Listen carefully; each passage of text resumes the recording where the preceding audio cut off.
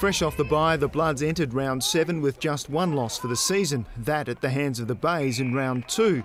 In second place on the under-18 ladder, coach Jared Mears only has one spot to aim for, the top. But it wasn't all plain sailing at the Alberton Oval. Some uncharacteristic ball handling mistakes and inaccuracy in front of goal made this match much tighter than it needed to be, and West only had a 2-goal lead at the long break. Nathan Brown is in the under-18 South Australian squad this year, and it's little wonder. He was playing league football the week before in the league's new national competition, and he left no doubt that his future in football is a bright one. In round 7, the top ager from the Riverland was instrumental in West's win at Port. His move to Adelaide this year shows his commitment to football, and his 28 disposals in this match showed that it's paying off. His travels through West Adelaide's development squad is nearing completion, and he's been worth every cent the club has invested in him. Also paying dividends when it counts is Mason Middleton. The Barmera boy played a full season of A-grade Riverland football last year, and this year Brenton Phillips is stealing him as a midfielder for state duties. His big body is well suited for big battles in the middle of the park.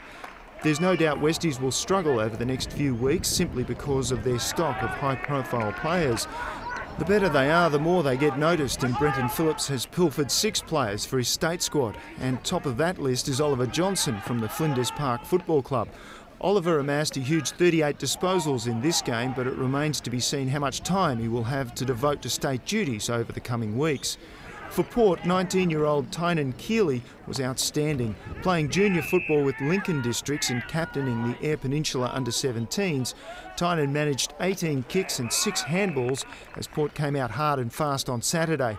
But having weathered the storm, the Bloods won out in the end, despite some wayward kicking, running out winners by 64 points over Port. With college football in full swing, the Tigers had to draw upon some new blood for round 7. No less than 6 first-time players took to the field at the Glenelg Oval. 4 of them were from the southeast zone in Tom Hutchison, Damien Hill, Jack McKay and Hamish Gordon. Hamish Gordon's efforts on ball didn't go unnoticed. His 9 kicks and 5 handballs, a good effort for a newbie. But it was going to take a good deal more effort to stop this relentless Redleg side. Unbeaten in the league, the reserves and the under-18 competition in 2012, the Redlegs are a force to be reckoned with. In fact, the under-16 team also finished top of the ladder last week to move into this afternoon's grand final against Glenelg.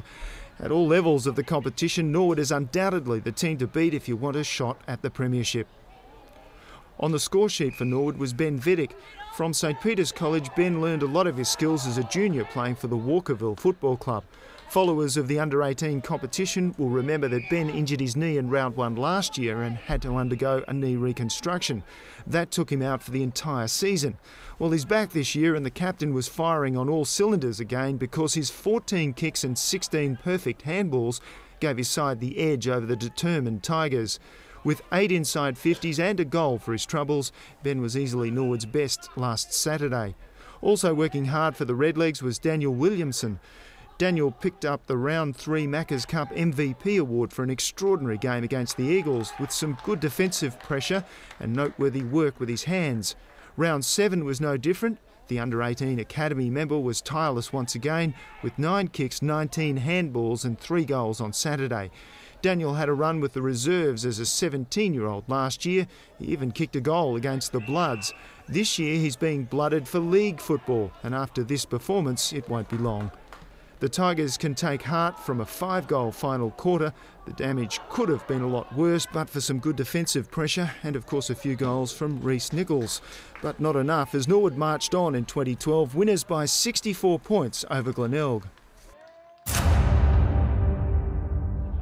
With a healthy percentage, Sturt's under-18s find themselves just 1 win away from first place on the under-18 ladder. Mind you, they have West and Norwood ahead of them, both formidable opponents in 2012, but it's a strong start to the season and one that coach Michael Borden can be pleased with. Voted best on ground for Sturt was Guy Page. In his 5th game for Sturt's under-18s, the youngster from the Edwardstown Football Club was quite brilliant at the Prospect Oval. With 15 kicks and 10 handballs, Guy brought the ball inside 50 on 9 occasions for Sturt. Add to that 8 clearances and you get a snapshot of a good all-round performance from Guy. It's little wonder Guy won the under-16 best and fairest with Edwardstown. Leading the goal scoring and leading the team was captain Jake Atkinson. Playing the pivotal role up front that he's accustomed to, Jake gathered 20 kicks and 7 handballs on Saturday, and of course 4 goals look very good on the stat sheet at the end of the day. Jake is one of 5 Sturt players in the state squad, so his availability to coach Borden will be somewhat limited in the coming weeks. Also scoring goals was Bradley Hartman. Bradley put 3 through the middle for Sturt on Saturday, but Bradley will also be remembered for his performances with the Eastern Mavericks in the Murray Valley. Bradley played with the Mavericks in the National Championships in Townsville way back in 2007. He's come a long way since then, and his talents are now on show in 2012. North Adelaide was well served by Thomas Reid and Todd Haynen. Thomas was very good with his feet, 24 kicks testimony to that, while Todd was doing his best to keep the scoreboard rattling along for the Roosters, scoring a third of North's 6 goals all by himself. Sturt by 108 points over North. Going head-to-head with the Panthers, the expectation is that you will win and win big. The reality in this match was that the Eagles were undermanned and the Panthers were simply taller. With all the Eagles' talls out through college football, coach Shane Grimm has had to change his game plan. It's all about possessions now, and the Eagles played the new strategy well. The result was a good win over a steadily improving Panthers outfit. But it's not just strategy that won this game. It was also sheer hard work, and a lot of that came from Carl Muller, who worked tirelessly in the ruck all day. His partner in crime, Dane Fitzner, had the misfortune to dislocate his shoulder in the second quarter, meaning that Carl had to ruck all day on his own. His taps to advantage gave the Eagles the advantage, while Dane was taken to hospital for scans on his shoulder. He will be out for at least 6 weeks.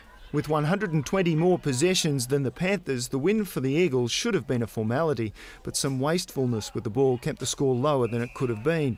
Matthew McDonough, a prime example, with only 14 of his 24 kicks finding their target. No such problems for Daniel Blythe. He had his best game for the year. From the Central York Cougars on the York Peninsula, the small forward led up the ground well. He's moved down to Adelaide now, studying at Henley High. Shane Grimm has welcomed him with open arms. Having to work twice as hard as any other player on the ground to get into the best players list is the coach's very own son, Nick Grimm, from the Mount Barker Football Club. And he was given the arduous job as the Eagles' last line of defence. Small in stature but big in strength and character, Nick brought the ball out of the Eagles' 50-metre zone 8 times. No nepotism here. Nick earned his father's praise fair and square. Well done, Nick. For the Panthers, Michael Ballas was the best on ground from the Wollonga Football Club, where he won last year's Senior Colts Best and Fairest. Michael's 15 kicks and 3 marks were enough to ensure his side wasn't completely demoralised. South won the final quarter and they'll hope to win a game before the season's out. But not this week. The Eagles too good, winners by 37 points at the Woodville Oval.